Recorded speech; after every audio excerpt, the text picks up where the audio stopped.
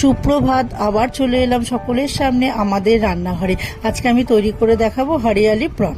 প্রথমে আমি চিংড়ি মাছটার মধ্যে আমি নুন আর গন্ধরাজ লেবুর রস এটাকে দিয়ে ম্যারিনেট করব। তারপরে ধনে পাতা, পুদিনা পাতা, আদা, রসুন, কাঁচা লঙ্কা একসাথে আমি শিলনোড়াতে পেস্ট করে নিয়েছি। এবার ওই কিছুটা পেস্ট আমি চিংড়ি মাছটার মধ্যে লেবুর রস আর নুনের সাথে ভালো করে আমি মাখিয়ে নেব। এইবার আমি কড়াইতে সাদা তেল দিয়ে এবার ওই তেলের মধ্যে ম্যারিনেট করা চিংড়ি মাছটাকে দিয়ে দেবো। দিয়ে একটু এদিক আর ওদিক হয়ে একটু ভাজা হয়ে গেলে এবার যে বাকি যে ধনে পাতার যে পেস্টটা রয়েছে, পুদিনা পাতা, সেই পেস্টটাকেও দিয়ে দেবো। দিয়ে এবার পরিমাণ মতো আরেকটু নুন দেবো। দিয়ে ভালো করে নাড়াচাড়া করে নিয়ে এবার যখন দেখবো যে মাছের গায়ে মশলাটাও লেগে গেছে ভালো করে আর তেলটা ছেড়ে গেছে, তখনই আমি নামিয়ে নেবো। তাহলেই রেডি আমার হরিয়ালি প্রন।